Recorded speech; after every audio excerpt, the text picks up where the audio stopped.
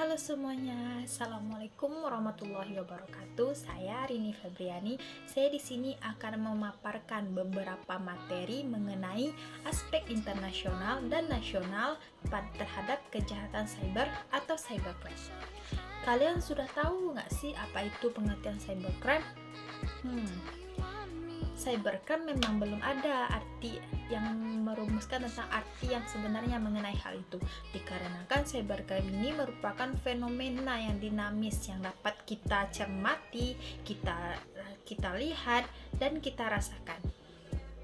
Atau beberapa ahli juga mendefinisikan bahwa sebuah cybercrime ini tidak ada arti yang definisinya secara pas gitu, atau bisa disebut dengan there is no universally accepted definition of cybercrime, dikarenakan pengertian ini sangat rumit kadang kalau disimpulkan, sehingga sampai saat ini belum ada pengertian yang pas. Tapi jangan khawatir, ada satu pengertiannya secara umum, yaitu cybercrime ini merupakan kejahatan atau tindakan yang melanggar hukum yang dilakukan pada dunia maya dengan memanfaatkan ICT atau Information Communication and Technology. Pasti kalian bertanya-tanya, why cybercrime? Kenapa bisa terjadi cybercrime atau kejahatan cyber?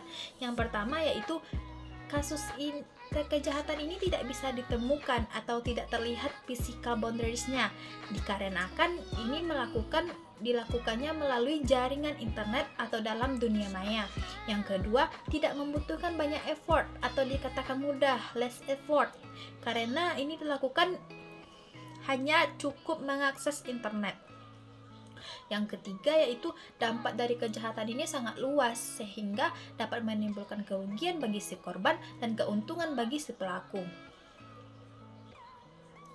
Ada dua pembagian cybercrime menurut Europol. Yang pertama yaitu cyber independence crimes, yaitu kejahatan-kejahatan yang hanya bisa dilakukan menggunakan komputer, jaringan komputer, atau bentuk lainnya ICT. Contohnya yaitu hacking dan malware dan lain-lain sebagainya.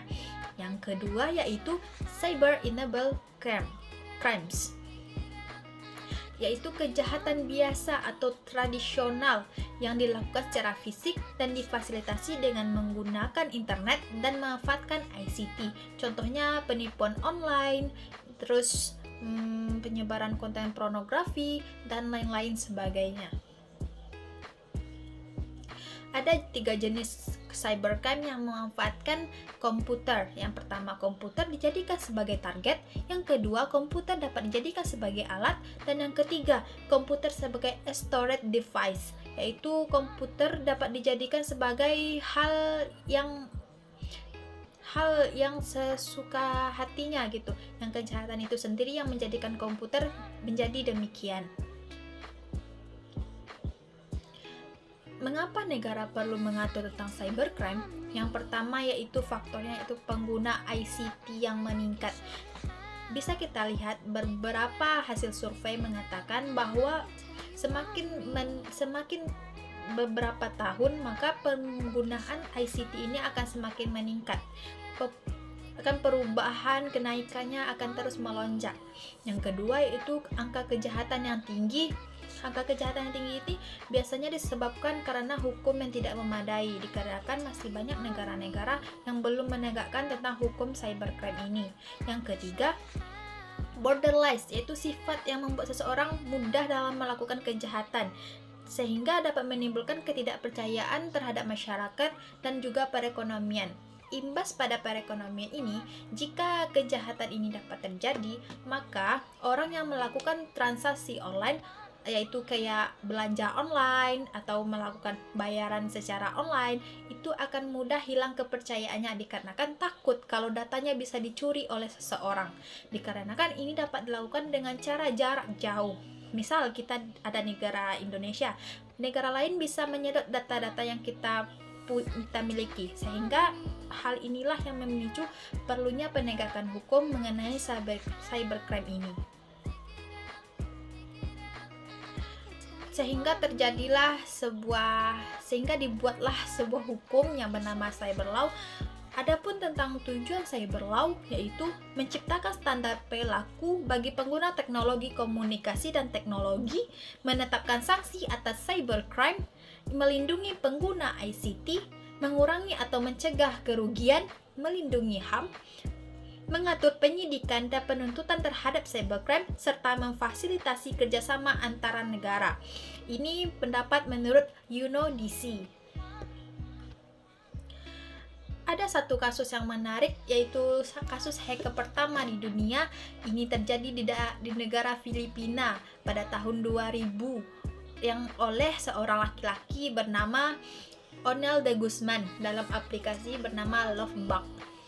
Ia awalnya tidak menyangka bahwa dialah yang menjadi hacker pertama di dunia, dikarenakan ini cara yang dilakukannya yaitu dengan seseorang itu cukup dalam mengakses aplikasi tersebut sehingga data orang tersebut, sehingga dalam mengakses itu menggunakan password, maka password itu akan dicuri dan dapat merusak sistem data tersebut. Hal ini menjadi gempar karena berdampak pada dunia internasional, yaitu berdampak pada 45 juta komputer yang dihackernya. Sehingga karenakan ini kasus pertama yang membludak pada zamannya, sehingga belum ada hukum yang memadai. Oleh sebab itu, karena inilah perlunya suatu hukum ditegakkan agar keadilan dapat ditegakkan dan pelaku ini tidak bersembunyi pada negara-negara yang tidak memiliki hukum mengenai cybercrime ini. Sehingga diciptakanlah sebuah perjanjian internasional. Pertama kali dibuat di Uni Eropa, tetapi terbuka untuk seluruh negara. Sekarang berjumlah 66 negara yang bergabung. Tahun lalu 64 negara, 4-nya signatories sekarang menjadi signed party. Ada dua hal yang dibahas di dalamnya.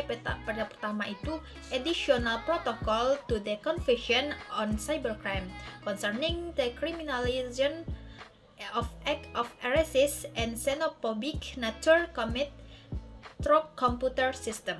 Yang kedua yaitu Second Additional Protocol to the Convention on Cybercrime on Enhanced Cooperation and Disclosure of Electronic Evidence.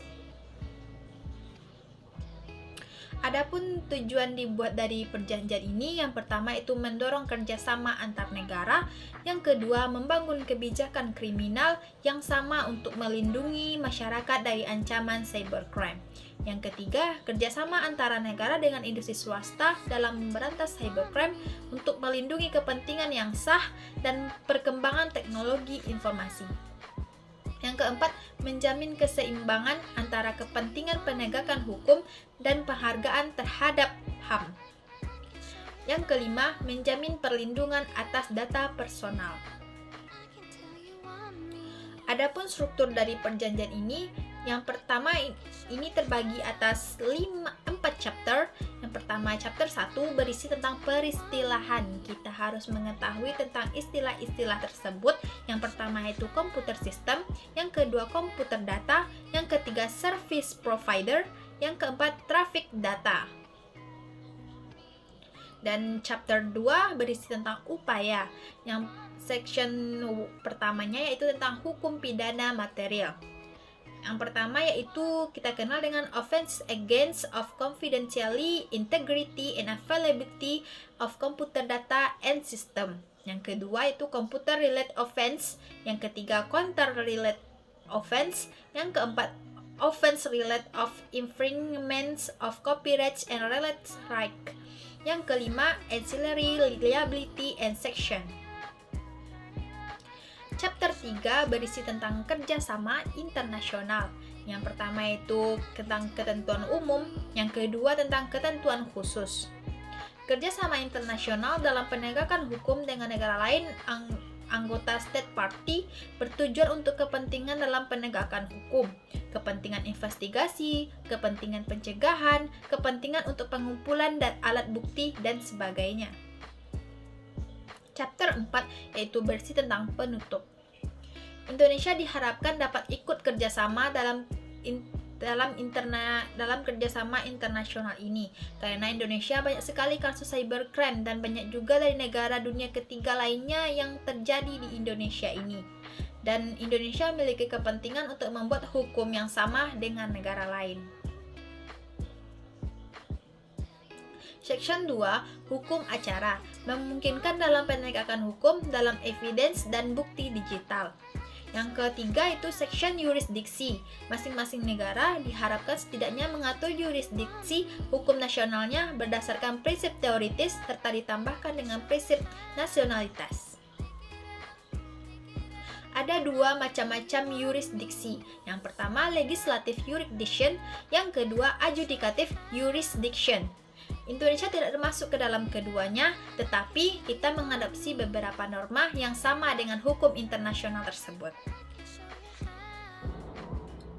Dan kita tidak usah takut, dikarenakan Indonesia juga sudah mempunyai hukum mengenai cybercrime ini, yaitu Undang-Undang Nomor 27 Tahun 2002, yang dalamnya terdapat banyak sekali pasal-pasal yang mengatur tentang tindakan cybercrime ini. Jadi kalau ada kita merasa kita dirugikan atau ada hal yang kita tidak sukai atau penyebaran konten-konten yang tidak senonoh yang melibatkan diri kita sendiri, kita dapat melaporkannya dan ada undang-undang yang mengaturnya. Jangan takut untuk melapor apabila kita merasa dirugikan. Dan sekian dari presentasi dari saya. Mohon maaf apabila ada kesalahan. Wassalamualaikum warahmatullahi wabarakatuh.